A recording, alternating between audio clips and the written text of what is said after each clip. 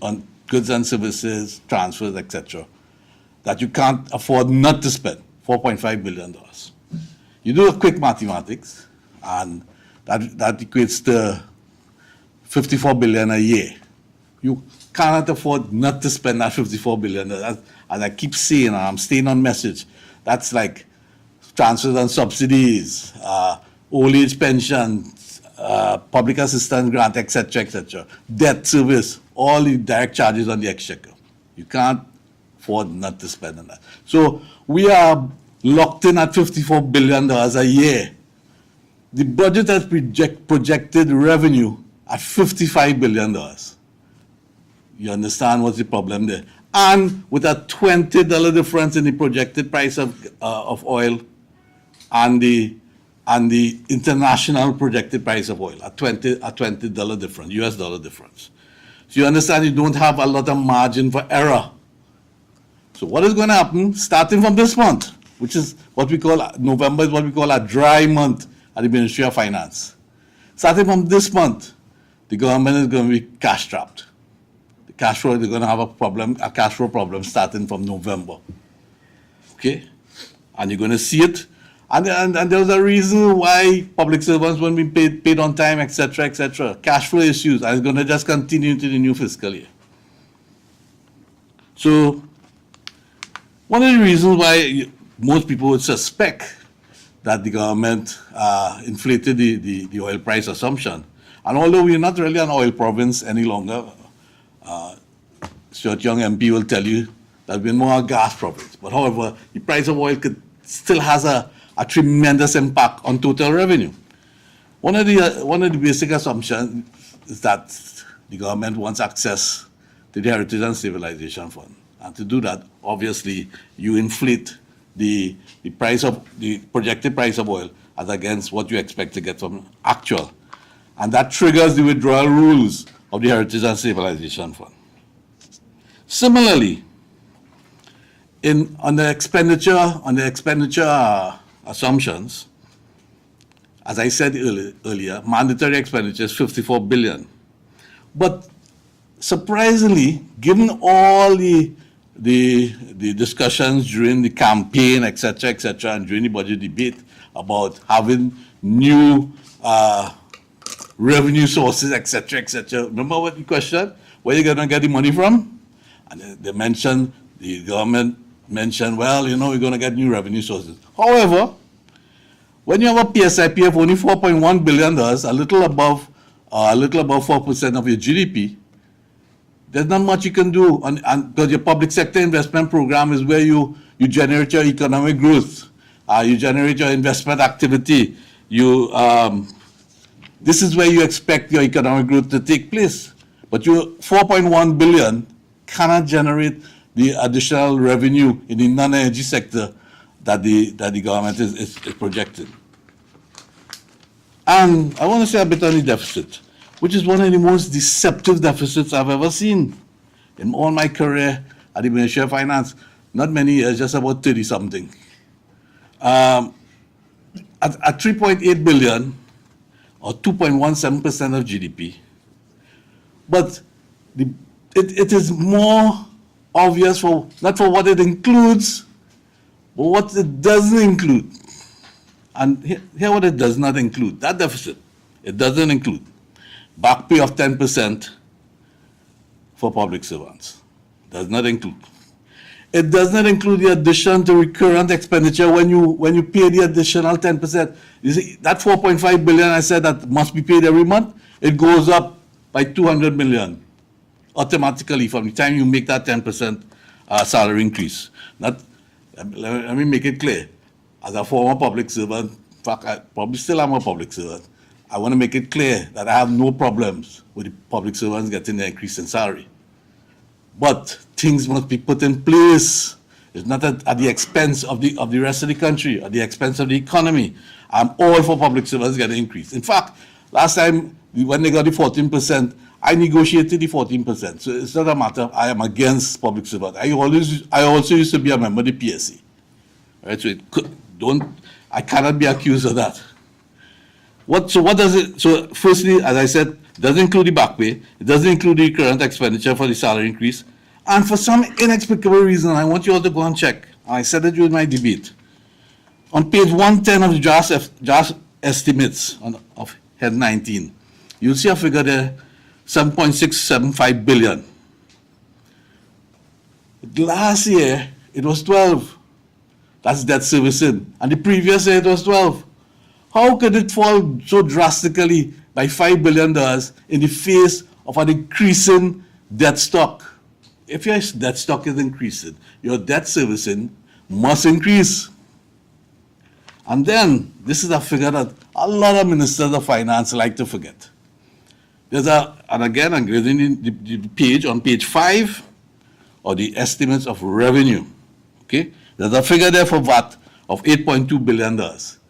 That figure for VAT is not a net figure.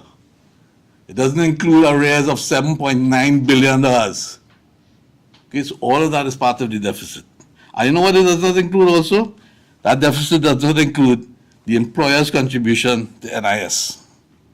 Not that additional that is going to come in into 2026, the 45% at the end of 2027, or at the beginning of 2027, I should say. And a bit on the financing. I want to direct you to page 67 of the estimates of revenue. I'm sure you'll be familiar with the estimates of revenue, what we call the yellow book, right?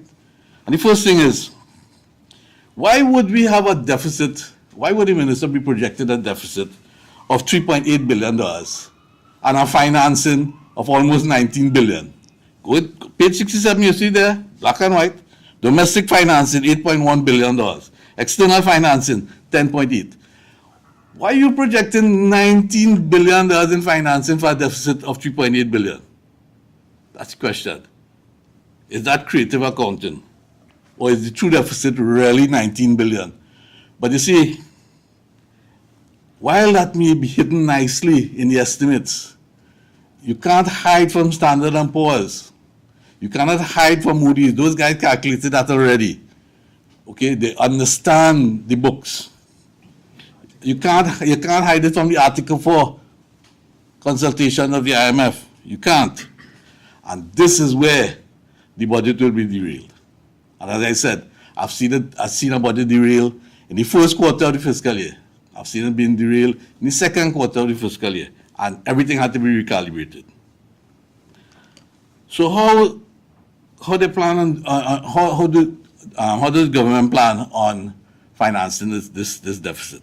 Well, they'll have to come back to Parliament because we are approaching the limit, or borrowing limit, and they lost all the headroom that they had between how much they could borrow and the limit of the legislated limit.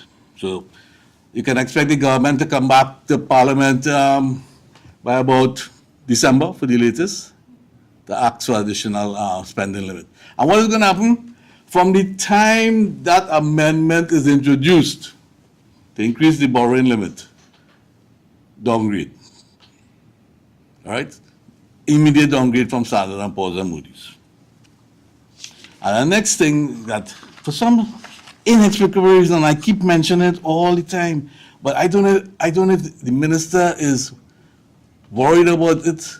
I don't know if the governor of Central Bank is worried about it. I am certainly worried about it. I've been worried about it for a long time because it's given me a lot of sleepless nights at the Ministry of Finance.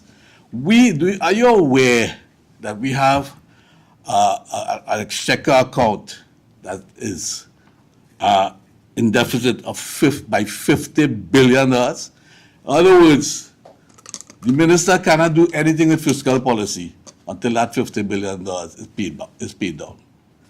He cannot do anything with a lot of the accounts in that cash balances at the central bank have been mortgaged to this thing called the overdraft facility at the central bank. And it has built up over the years since 2009. Every time you run a fiscal deficit, that number builds up. The only way you could pay it down or pay it back is that you have to run fiscal surpluses to pay back into the central bank. For some strange reason, I'm not getting any feedback on that. That's $50 billion. That is stifling fiscal policy. You can't do a thing about it. I'm not seeing it in the press. I'm not hearing about it in Parliament. I'm not hearing about it from the minister. I'm not hearing about it from the Honorable Prime Minister. So I don't know and you know what? You're not going to wake up one day and that $50 billion is just going to disappear. So I just want to look quickly now at just some of the, and they've been well ventilated in public, some of the fiscal measures, and try and put a stop to some of the confusion that's going on. A levy on the assets of commercial banks. Come on, folks. Commercial banks are already faced with a 35% corporation tax and a 6% insurance premium tax for the insurance companies. Obviously, that's going to be passed on to the consumer. I heard the minister saying something about, well, you know, change banks. If it's been passed on, if the fees have been passed on, you change banks. And interfere in banks, especially Republic and First Citizens. But the minister would not like to see a run on a bank. You don't want to see a run on a bank as a Minister of Finance. Second thing, the landlord business surcharge. Obviously, that's going to be passed on to tenants. That's a no-brainer. And the minister's response, move. Get rent somewhere else. It's going to be passed on to all tenants. The electricity surcharge. You know what's critical about this one? One of the main competitive advantages that we had in the Caribbean is on our, for our manufacturing sector, is that we had the input cost of electricity was so low that gave us such a large competitive advantage. And it's very possible that this electricity surcharge will eat into that competitive advantage. And will also be passed on to the consumer. Just quickly on a few others. This one is the one that my pet peeve, the NIF3, the National Investment Fund. When the National Investment Fund first came out, you remember the Honorable Prime Minister saying that it was a Ponzi scheme? All of a sudden there's a NIF3 in this government's budget. Where did that come from? Where does Ponzi scheme come from? And the second thing is the agricultural incentives. Those agricultural incentives in the budget were already there. The agricultural sector is the most incentivized sector in Trinidad and Tobago. Go and check for yourself. The importation of foreign used cars, another pet peeve of mine. And you're importing older vehicles into the country. This is, and just the previous week before the budget, the minister is complaining about how he had to drive from Faizabad or something like that. And it was affecting productivity in the country with your level of traffic. But now you're importing older vehicles into the country.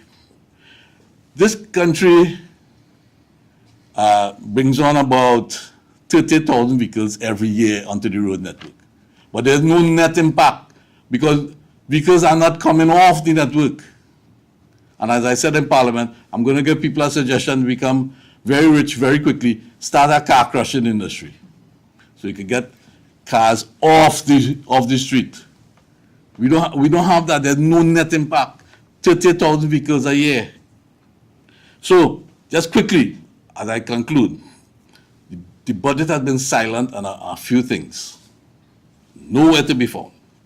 First one, the net international reserves. Do you realize that since April of this year to August, and I'm going to quote the source, the data pack, page 20, the central bank's data pack on page 20, you're going to see end of April, we had 6.2 months of import cover at 5.2 billion US.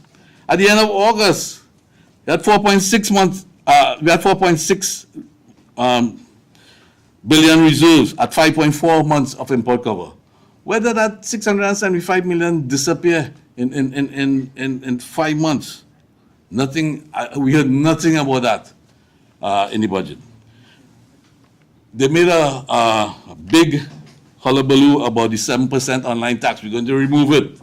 The 7% online tax still exists.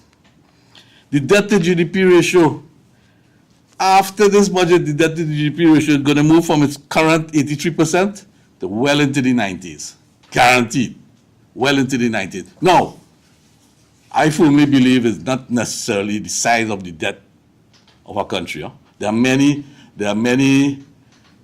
industrialized first world countries that debt to GDP ratios are over 100%. It's just that it's the trajectory of the debt and your ability to repay. Do we have that ability to repay? Are we satisfied with the trajectory of the debt? That's for the population to answer. And finally, and again, quoting from the minister's document, the review of the economy, Appendix 5, page 193, you will see a contraction in the economy is projected for the end of 2025. A contraction, first time in 3 years. And one final thing, what about the lowering of the corporation tax promised during the campaign? What happened to that? I heard nothing about the lowering of the corporation tax. So just in conclusion, we are projecting here that the budget going to be recalibrated within early in the new calendar year due to very, very dubious assumptions. I now pass you back to Hans. Thank you very much, Senator Dan Paul, for that very comprehensive look into the faults and flaws of the fiscal package for 2025-2026. Up next, we welcome Senator the Honorable Melanie Roberts Rajman to address some other issues that are in the public sphere presently.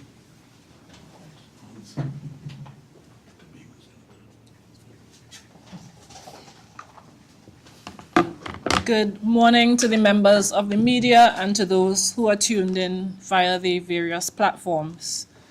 Now, I want to take a look at a few issues pertinent to Tobago, to the island, to the THA, to the people of Tobago, and touch very briefly on the Prime Minister's visit this Tuesday to Tobago. Now, I was invited to sit in the Assembly, and it was indeed a privilege as a Tobagonian, as the Tobagonian senator, to be present in the Assembly legislature. And as a Tobagonian, of course, I want the absolute best for my island and for my people and for the institutions that govern our development and our operations on the island. Now, never would I have imagined, and for most Tobagonians, never would we have imagined that the Prime Minister, on her first official visit to the island, would have squandered the opportunity that she was given to speak to the people of Tobago and use that opportunity on political rhetoric and on campaigning. And you see, what is concerning is that this is the type of divisiveness and disregard that we have seen driving the government's agenda, its policies, and its actions since they have taken office. We've seen where they've cancelled our Independence Day parade, labeling it as a PNM affair. We've seen where workers across the various sectors have been dismissed unfairly based on mere perceptions of being affiliated with the PNM. Now, indeed, partisanship is essential to any healthy and functioning democracy, but we must ask ourselves what happens when partisanship is weaponized in a way that actually erodes our democracy. And that is what we saw happening on Tuesday in the Assembly legislature. We saw a democracy and what little autonomy we currently have as a THA being eroded in more ways than one.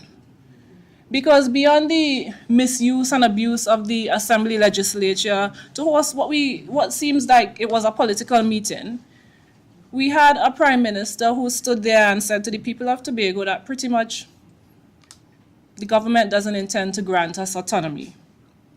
Instead, she spoke of this fair share model, this fair share project-based allocation model. And she declined to go into details. I don't know where this was ventilated. I don't know what the realities of this. I don't even know if it's something possible. It seems like all the years of effort, all the advocacy, all the input from brilliant, talented Tobagonians and Trinidadians alike into bringing Tobago further towards autonomy. All these efforts have been discarded and disregarded. And instead, Now we're being offered some sort of subjective and seemingly impulsive, shady sort of arrangement that pretty much hinges on the good graces of whoever is in government, in central government at any given time. And I caution the nation, I caution especially my people in Tobago that this is a very subtle but deadly way of really forcing Tobago and Tobagonians to toe a particular line if we want to be treated with respect by the central government. It seems as if the UNC have their way, Tobago will be stripped of even the little protections that we currently have by means of the DRC's 2000 recommendation. Now, it's equally important to listen to what is not being said as it is to what has been said. And the Prime Minister said, no legislation is needed to give Tobago more money. And that is untrue. In fact, the DRC recommendation provides a range, an upper limit and a lower limit. To change those limits, you need legislation in place. And that's exactly what the Tobago Island Government Bill and the associated constitutional amendment bill was providing. That's what it was meant to do. It was moving our lower limit to 6.8% of the national allocation, and it gave the central government some flexibility and discretion to push our upper limits to give us an increased allocation. More importantly, what we need in Tobago is legislation that protects us from any administration that would want to deal with us, that would want to govern with dishonesty and with contempt. And one must ask the question, is it that the UNC does not want these expanded powers for Tobago legislated because once it's enshrined in the law, it becomes a legal right rather than a privilege that any government or any central government can just take away or dangle over the head of the THA or use to manipulate us? And the sad thing is that the UNC has mastered the art of the Trojan horse. They use flowery language. They like to use nice words and soft speech. And they pretend to come bearing gifts, when in reality what they are doing is imposing control mechanisms over the THA and over Tobagonians and how we develop our island. If the UNC-led central government was really about fairness and unity and equality, those are the words that she used when she spoke in the Assembly legislature on Tuesday.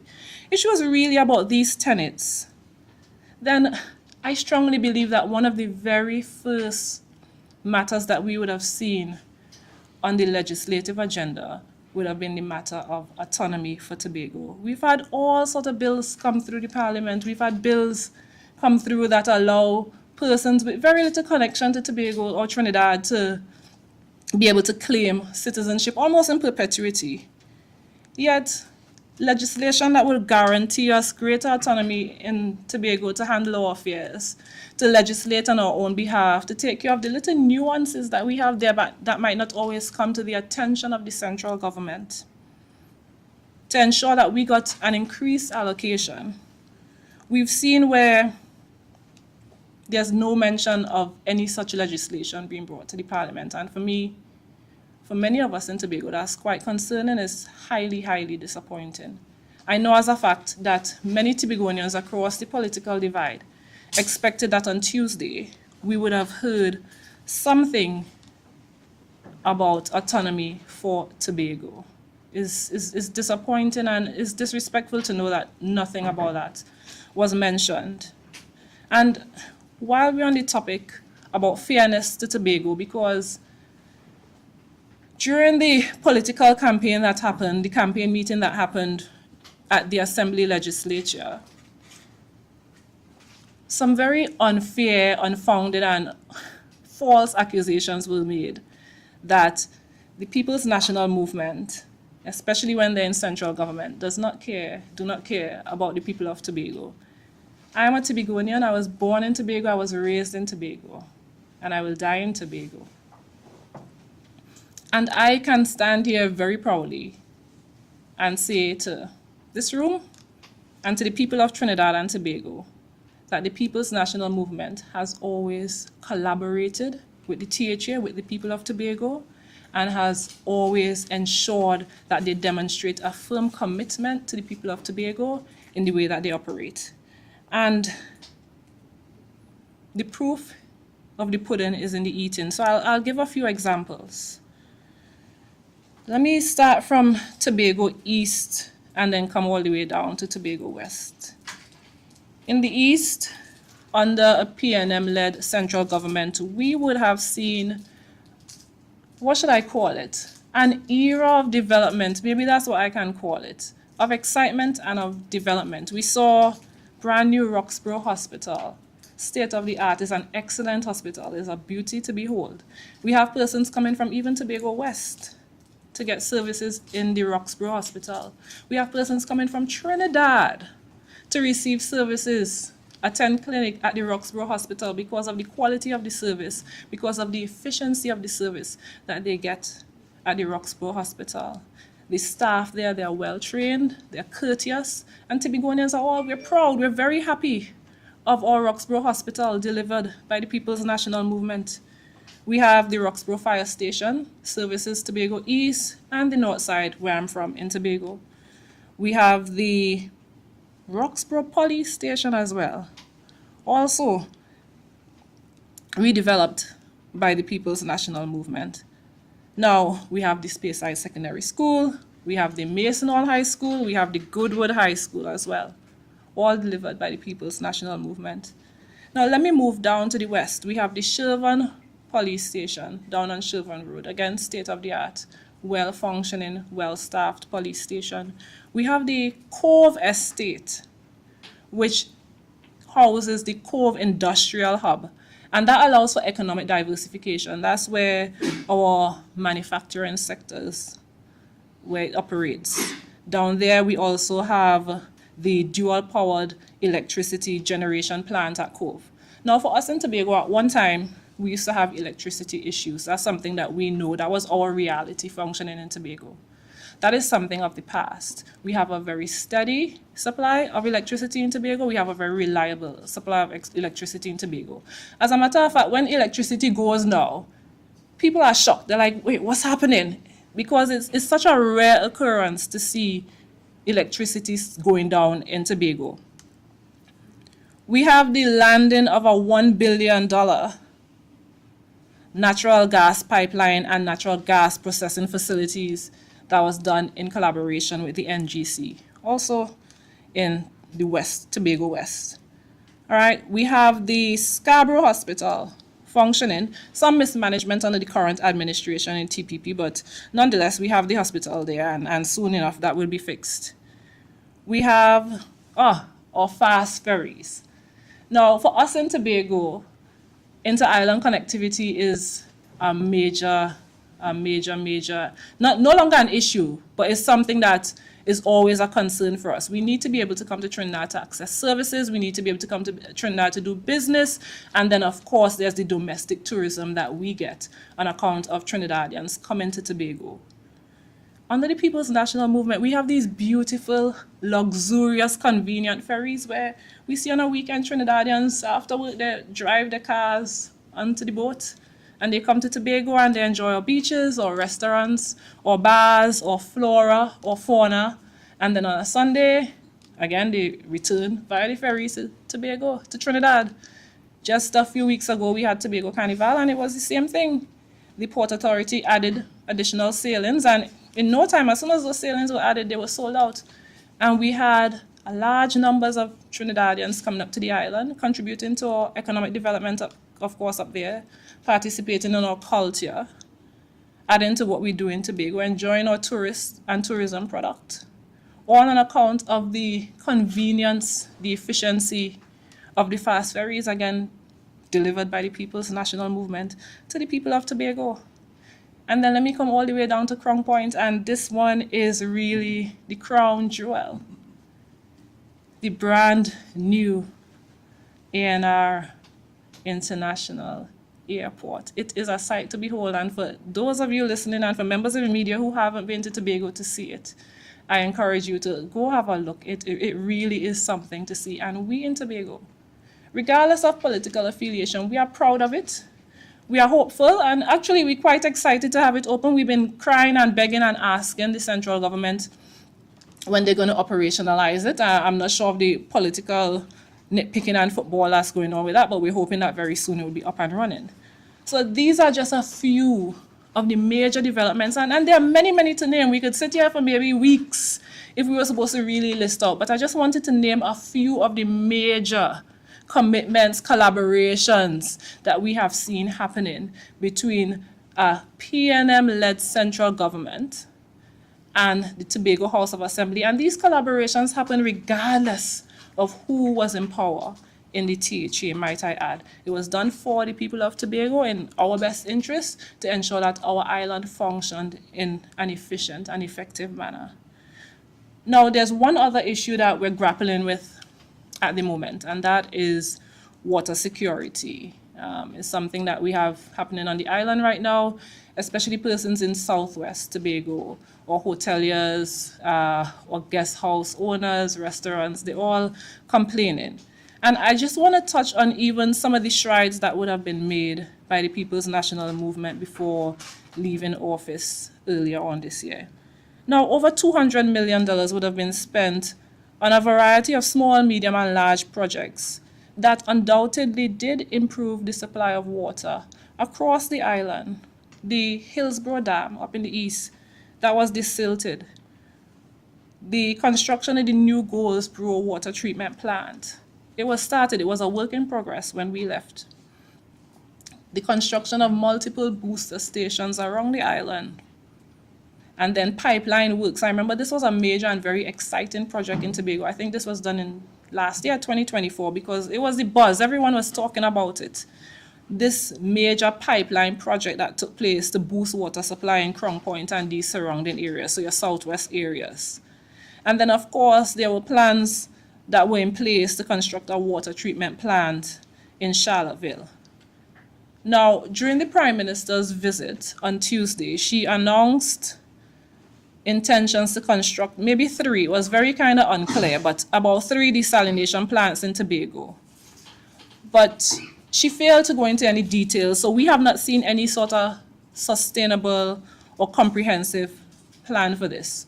As far as I'm aware, WASA does not and has never owned any desalination water treatment plant. WASA does not at this point in time have the internal skill sets to manage any such plant. So the people of Tobago, what we're asking is that the Prime Minister and the Minister, I should say, address us and let us know exactly what the plan is here with regards to these proposed desalination plans. Is it that Tobago is going to become caught up in some debt spiral where the government, similar to what exists in Trinidad right now, where the state uses these take or pay contracts and purchases water that can't even be funded properly by the private operators that are operating in Trinidad right now? Is that the same model that's going to be brought to Tobago? Is it that you're going to be increasing water rates in order to pay for this? We just need some details. What is happening here? Now, I would say this also. If the government really cares about our development, and this is one of our major issues, and it really shouldn't be used to play political football. It should be something that is addressed and addressed very quickly. I would propose that the UNC-led central government continue with the plans that were already in place. They are sound plans, they are sustainable plans, and they are plans that can bear fruit. I would urge them, I would encourage them to continue to execute these plans in a sustainable manner without burdening taxpayers any further, without going into any sort of further debt, and without mortgaging the future of our children. Now, in closing, let me reiterate this. Tobago has always been a priority for the People's National Movement. The evidence is there. Just come around Tobago, look around, and you will see it. The PNM's commitment to the people of Tobago goes beyond the silly sound bites and the low jabs and, you know, the nice, empty, flowery talk. We have delivered well, we have delivered consistently, and we have delivered sustainably. And actually, we have delivered responsibly. And whether in government or in opposition, Rest assured that we, the People's National Movement, will continue to safeguard the well-being of the people of Tobago, of my people. Thank you for your time. Thank you very much, Senator Roberts Rajman. Once again, just a reminder, we ask you all to hold your questions till after the final speaker is finished. We'll have a mic passed around, and just so we can ensure that members of the viewing public can actually hear your questions, we ask that each of our guests here today, or reporters, ask the question on mic. Up next, we welcome the Member of Parliament for Port of Spain North, St. Anne's West. Please welcome Stuart Young, SC.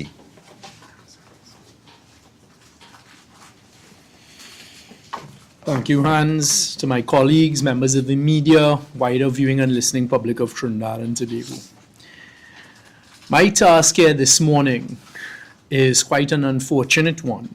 We have come to address the political gimmickry, to use that phrase of the Prime Minister, and the sham that both herself and the Chief Secretary are attempting to pull on the people of Tobago and also us here in Trinidad. And it is the recent theatrics that took place, unfortunately, in the Tobago House of Assembly this week with the handing over of an alleged export license for aggregate product from the Studley Park quarry. The first thing I'd like to discuss with Trinidad and Tobago is the importance of aggregate and how aggregate is necessary for our road rehabilitation, the road construction, also the production of concrete in Trinidad and Tobago. We, over the past few years, have been attempting to do a lot of road rehabilitation. We all know it. We all experience the potholes daily throughout Trinidad and also Tobago. In fact, right now in Tobago, along the major highway, the Claude Noel Highway, there are areas that require immediate emergency work and rehabilitation. The aggregate product that is produced from Studley Park is world class, and in particular the armor rock that is produced from Studley Park. So really, it is to inform the people of Trinidad and Tobago, and more particularly Tobago, don't be fooled by any export license. The former PNM central government worked very hard with the THA to always ensure it was allowed to produce aggregate at the Studley Park quarry, and that is because that aggregate is needed. In fact, unfortunately, again, in the continuation of misinformation, we had Secretary Trevor James come out, I saw it in the newspapers today, and say a number of things. So let me start there. First of all, there would have been no order by the Ministry of Works to the Studley Park quarry over the last 2 years, because the Ministry of Works does not procure aggregate on behalf of the people of Trinidad and Tobago. That is handled by NIDCO. So you would see, and let him deny it, that there were orders being placed by NIDCO for the works. Then to say it was only used for the Diego Martin interchange, again, everybody knows that there was the construction of the Point Fortin to San Fernando Highway, and in particular, Mosquito Creek, where the best aggregate product and necessary aggregate product for that project would have come or should have come from Studley Park. Also, you had highways being built in the Grandee area. Then you would recall in the last 2 years, the coastal erosion that would have taken place in the Manzanilla-Mayaro area, where the road was literally washed away. Again, the aggregate product to repair those roads, to build those roads, the best product would have come from Tobago and Studley Park. The procurement would have been done by NIDCO and also contractors who awarded the contracts to do these road works. People, the main issue with export of aggregate from Studley Park is there is such huge local demand for this particular aggregate domestically in both Tobago and Trinidad that is not being satisfied, no matter how much you ask Studley Park quarry to produce it. It is a demand issue, and the demand that is the local domestic demand for repairing our own roads, both in Tobago and Trinidad, cannot be met by the Studley Park quarry. Forex, which is a big issue affecting all of us in Trinidad and Tobago, unashamedly, you had the Minister of Finance tell the truth and say he himself as Minister of Finance could only get $200 when he went to the bank. Every single one of us, average and normal Trinidadians and Tobagonians, are being affected by a lack of forex. The decision that we took as the central government, the PNM, was we are not going to spend hard-earned, scarce foreign reserves, forex, US dollars, to import aggregate if it can be provided right here in Tobago. In fact, in Trinidad, the former Prime Minister, myself as Minister of Energy, Minister Sinanan as Minister of Works and Transport, we went up to the Blanchisseuse Quarry, National Quarry. We did all that we could to try and produce this necessary aggregate here in Trinidad. Because if you have to import it, you're using the foreign exchange that could use better else in other areas. And this was the problem. So we said, listen, produce and supply for all of the domestic needs of Trinidad and Tobago, and then you can export. But that cannot even be done. In fact, one of the documents I'll leave with you today was in 2024, September 2024, NIDCO went out with a request for proposal for the supply and delivery of aggregates to try and get aggregate. And we even looked at importing aggregate. The Cabinet of Trinidad and Tobago actually provided permission for importation of aggregate because the domestic supply had become so desperately short and so many issues with it that we could not get our road rehabilitation done. And you know what happened? So Cabinet approved, let us allow the importation of aggregate. They were looking at importing aggregate of the nature and type that is done by Studley Park, Tobago, all the way from Nova Scotia in Canada and also from St. Lucia. The former Prime Minister Rowley, and myself received calls, numerous requests from President Irfan Ali in Guyana, who have a serious infrastructure program going on, asking if we could export aggregate to Trinidad. And the response was, as soon as we've satisfied our own demand. So Cabinet took a decision because we needed the aggregate. It was not being produced by Studley Park and the other quarries in Trinidad. In fact, the national quarries up in Blanchisseuse that could also produce the types of aggregate needed.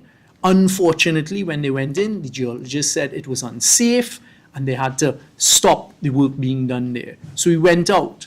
Let us allow the importation. We told contractors, go ahead, you bring in the aggregate. You go and source it and bring it in, which of course will arrive here at a higher cost more to maintain and to fix our roads and to build our roads in both Tobago and Trinidad. You know what happened next? NIDCO then comes back to Cabinet and says the contractors are asking for the government to provide the foreign exchange to buy aggregate. Again, when we are in a time where every citizen is complaining about a shortage of foreign exchange, why would we use and prioritize the use of our limited US dollars and foreign exchange to import aggregate when it can be produced right here in Tobago at Studley Park and hopefully in other areas in Trinidad? So that is the policy behind it. So don't be fooled now that, oh, you have an export license. So what is going to happen now?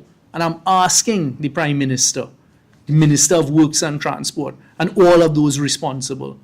So the limited amount being produced in Tobago at Studley Park is now going to be exported. Where is the aggregate that we need going to come from? Where is the domestic demand? Where is the supply going to come from that? And don't keep misleading the people. Why would the Secretary for Infrastructure, Mr. Trevor James, say that no roads are being repaired and know that Ministry of Works doesn't place orders for aggregate? So say, well, there's no order placed by Ministry of Works for the last 2 years. Because all the orders were being placed by the contractors awarded the contracts, as well as by NIDCO. These are the issues we're facing. You know, one of the things Senator Dan Paul and myself and other members have discussed, and I drew it to the country's attention. In 5 months, this UNC government has withdrawn $1 billion US dollars. $1 billion US dollars from the Heritage and Stabilization Fund. In 5 months of being in office, they've taken out $400 million US dollars. From our reserve accounts at the central bank, they have taken out $600 million. I was asking two of the leading banks in Trinidad and Tobago last week, did they get an increase in the supply of US dollars in the last 5 months? The unequivocal answer was no. So where has that US $1 billion gone that has now dropped our foreign reserves and our import cover, to almost 5 months? And when we go below that, we will end up at the IMF according to the formulas. And you now want to go and put us in the burden and the dangerous position of having to try and import aggregate that can be produced, the best aggregate, best armor rock in this whole region, some of it could be produced in Studley Park. That is where you're going to put us, just so you could hold up a piece of paper and again try to fool, unfortunately, the people of Tobago and Trinidad. So it was my duty here this morning as the former Minister of Energy and someone who did a lot of work to try. And I'll tell you, the experience with trying to get the blasting license for Studley Park, even the quarrying license, when the Ministry of Energy technocrats and public servants said, well, they couldn't get a renewal at Studley Park of their quarrying license because there were disputes over audits, etc. We, the central government, under my instructions, asked the public servants to just allow the Studley Park quarry to operate so we could get the aggregate, to allow them a license for periods, so they will always allow that. So the whole export conversation comes down to there is more than enough demand here in Trinidad and Tobago for the product that can be quarried at Studley Park, but more importantly, it was not being fulfilled. And when you have to import this aggregate because our roads require the work and the construction of the roads require this type of aggregate, it is going to cost us foreign exchange, forex, US dollars, that quite simply the priority should not rest on importing aggregate when we could have it produced here. So my questions, as I've laid out there, are where is the aggregate going to come from? Or is it that you're going to abandon the roads of Trinidad and Tobago? Or is it that you have contracts that you want to line up with specific people for the importation of this aggregate?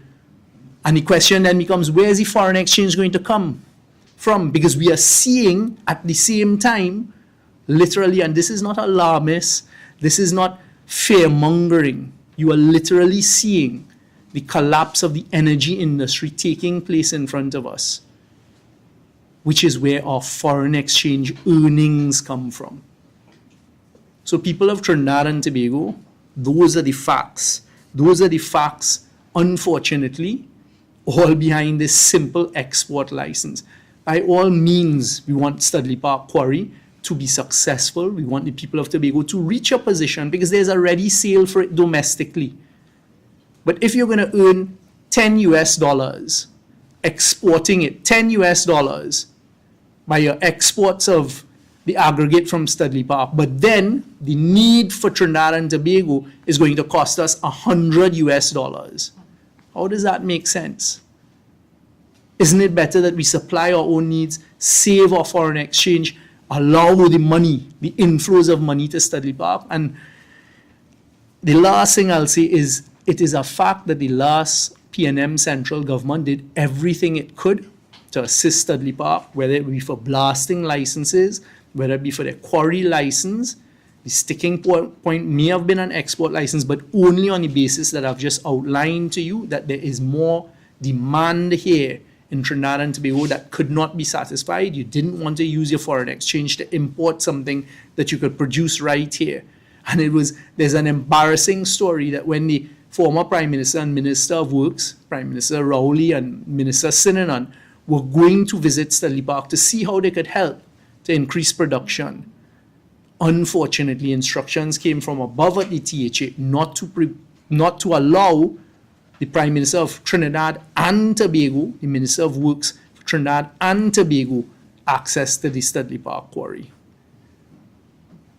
So the plea is, please do what is best for the island of Tobago and the island of Trinidad and the nation of Trinidad and Tobago. Stop trying to fool the people. Stop. Where has the $1 billion gone? And that is a question, is as unanswered, as is the question, no matter how many times it's asked, how many times I ask it, did NGC win the arbitration against SIS for the Beetham wastewater plant? What is the award? What are you doing about radio silence? I expect radio silence here. I expect some sort of political continued gimmickry and noise to be made.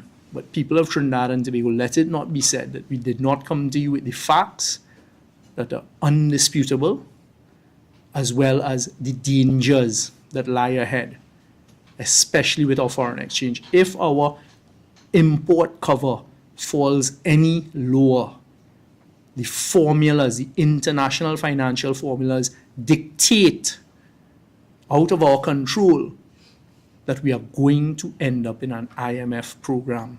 Is it that we're going to use our hard-earned, increasingly scarce US foreign exchange to import rocks to Trinidad and Tobago when we can produce these same rocks and aggregate right here in Trinidad and Tobago? So that is what I wanted to come and provide you with the facts, for you now to be armed with the truth and the facts, and for you to make your decisions. Thank you.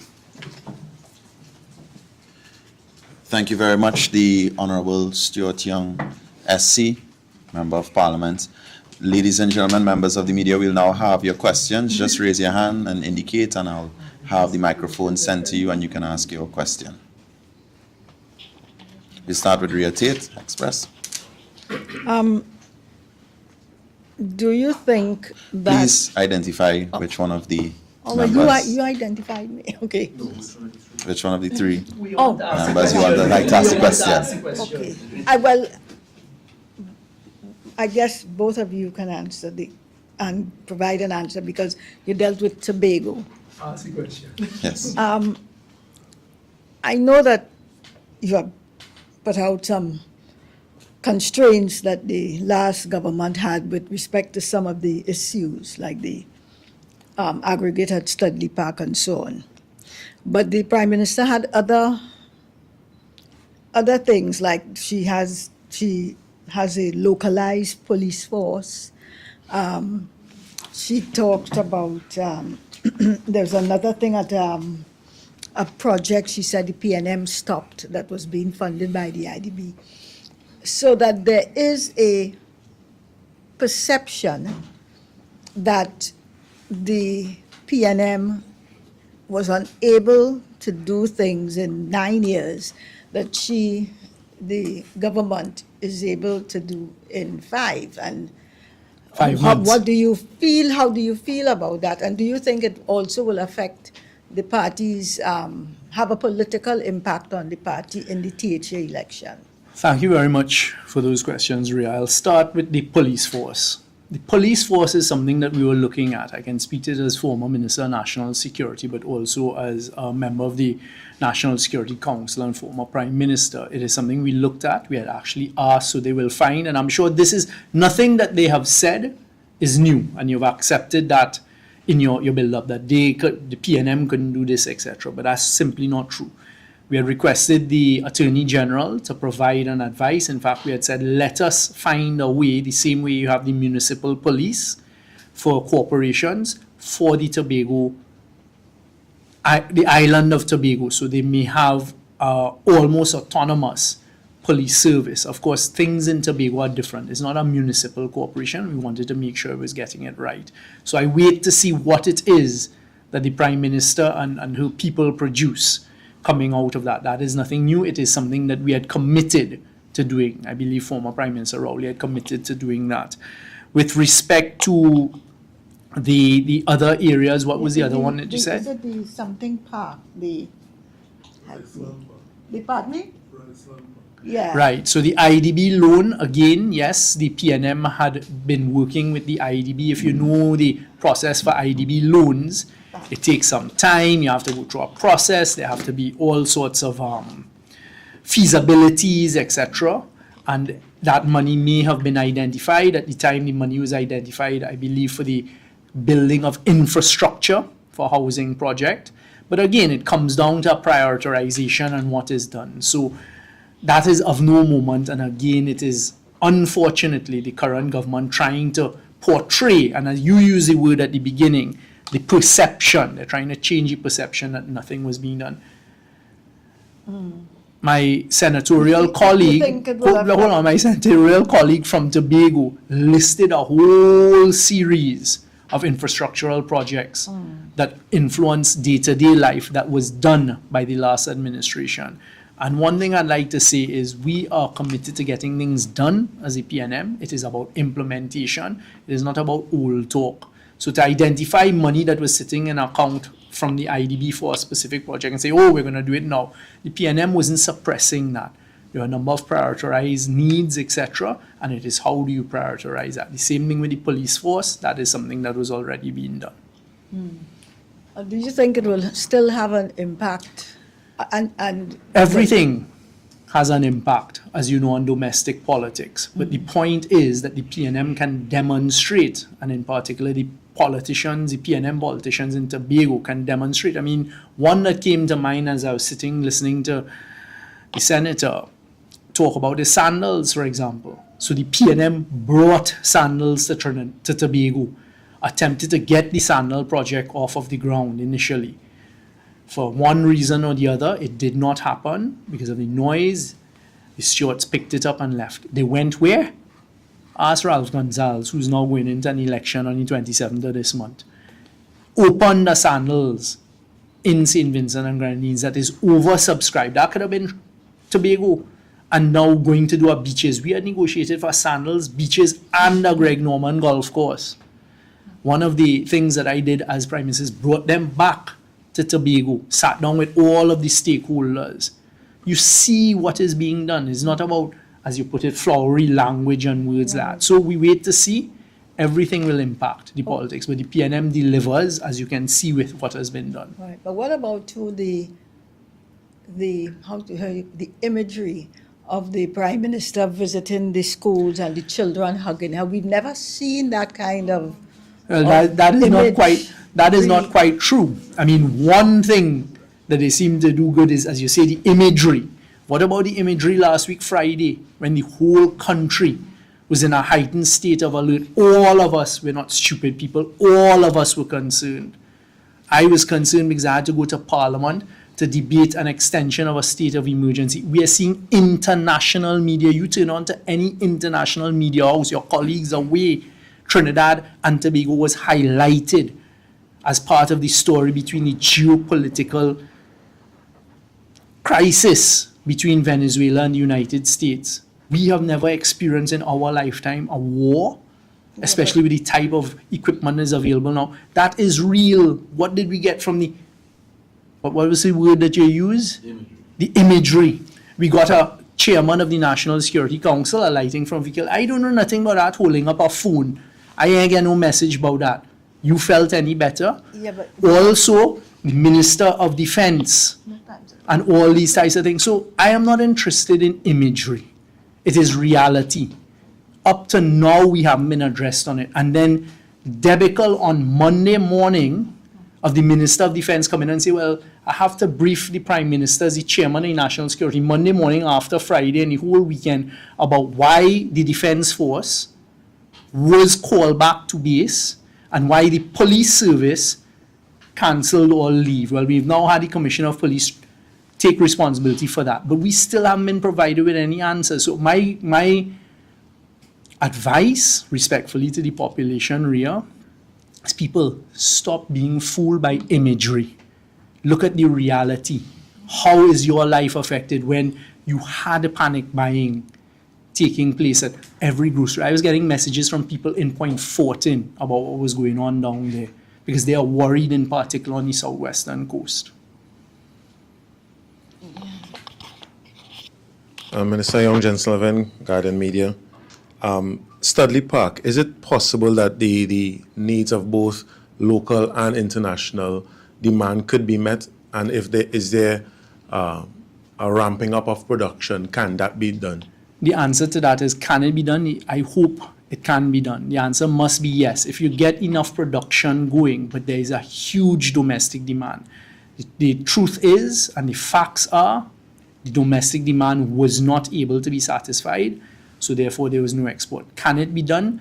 If you get enough equipment on, if you do enough blasting, if you get competent people. I mean, another thing that has slipped everyone is the first person that the THA, this version of the THA, put in place to run Studley Park was a former member of parliament, Ashworth Jack, who does not have the type of experience, is not a geologist or anyone. So the answer, Jensen, is yes, it can, and that is the best case scenario, and I hope that Studley Park gets to that position. I don't know if anybody have any other questions on Studley Park. There's another issue that came up today, and that's Nutrien supposedly pulling out for at least for the rest of this year from doing business in Trinidad and Tobago. Can you speak to that and what the impact of that could be? This is very concerning news. So I saw it a short while ago that Nutrien, not in Trinidad, but Nutrien, which is a global commodity company that produces fertilizer for the world and is one of the largest urea, nitrogen producers, ammonia producers in the world, that we are fortunate to have here in Trinidad, have issued from their head office in Saskatchewan, I believe, saying that they're not predicting any further input or production from Trinidad for the rest of the year. People of Trinidad and Tobago, this is part of the collapse I was talking about, and it is not fear-mongering and it is not alarmist. You know what that means for you and me? No revenue. Because we derive huge amounts of US foreign exchange, as well as revenue, as well as jobs from the Nutrien plant, which is the largest set of plants in Trinidad, is the Nutrien set. Now, other producers will now get it from Trinidad and Tobago, handing it to a competitor. This is not a competition in Trinidad and Tobago, no. It's a global competition where the margins are very, very thin. And you make it increasingly uncompetitive, and add to that the attitude of the government's representatives towards these people who are sitting in boardrooms away, some who may not even be able to identify on a map where Trinidad and Tobago is. It takes nothing from them to take a commercial decision. Say, look, forget Trinidad and Tobago. Bring the plant elsewhere where we will make money. No, there seemed to have been a good relationship between Nutrien and the previous administration. I asked this. Is the opposition, yourself specifically, willing to lend assistance by speaking with the officials in Nutrien? Because after the behavior of this government, to the governor of the central bank, the CEO of FCB, the CEO of WASA, the CEO of TNTech, the CEO of TSTT, Republic Bank, what is going on now, all of these entities, who in their right mind, with competence, skill, and experience, would want to put themselves in that position? So I would be happy if they have new sources of revenue. We have not heard of a single one, and I certainly can't speculate where it's coming from. What I am seeing is literally a collapse taking place of our main revenue source. Definitely, the PNM would not be making irresponsible decisions and irresponsible assumptions and irresponsible promises. Yes, good day, Joshua Simongo from Guardian Media Limited. I just have a separate question. What it is, can you confirm that during your tenure as finance minister, you would have signed off on payments related to Colin Mimbert's matter with the Auditor General? Legal fees? No. No. Definitely. But as finance You minister... realize that I stayed 1 month, right? Oh, I can't remember. Yeah, true. In your opinion, you were at least served as temporarily as finance minister. I don't know if you have any observations or comments. Do you believe that it was fiscally responsible for the former finance minister to pursue that legal matter given the economic circumstances of the country at that time? I would say I would reserve judgment on that, because firstly, I wasn't around, and secondly, it should not have been that way in the first place.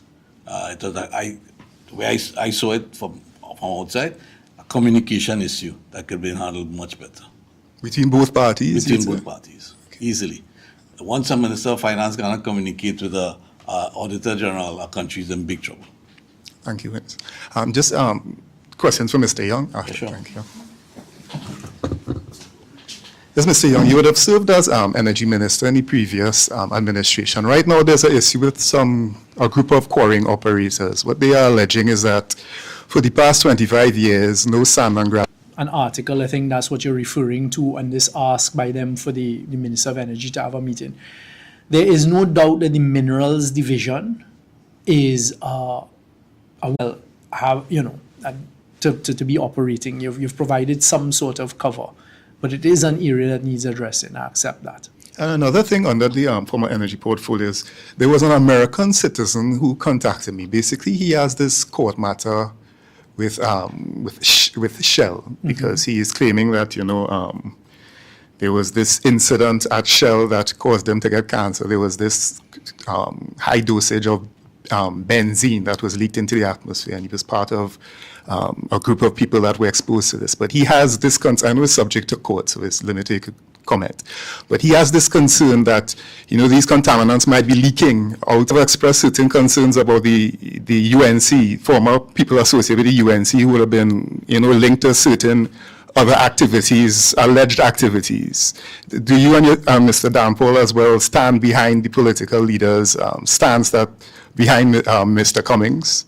Well, His role as General Secretary? First of all, don't drag in Senator Dan Paul, who He's a is former cabinet colleague. Yeah, well, he's new to all this, and of course, as he said, he was there for a short period of time. At the end of the day, the political leaders made her position very clear. We stand behind the decisions of our political leader, and I think, at the end of the day, I didn't quite understand the last part you said about UNC and. No, and sorry, just to clarify, when you were in government, you Okay, well, correct. you would So- have pointed at alleged instances of corruption by Well, former what administration. you would have seen as a big differentiating factor is the PNM. When the PNM, we didn't just throw things out loosely. If we believed and we had evidence that there was corruption, it was passed over to the authorities. Where we would ensure that civil action was brought on behalf of the people of Trinidad and Tobago, for example, the EMBD matter, the Eden Gardens matter. So a huge difference between ourselves and the UNC is From the government, how do you reconcile those two things? So there are several things, and to not misquote me, Jensen, I didn't use the word contempt. Well, you didn't use it in that context, but you did use it later. All right, that's fine. All right, so let me say this.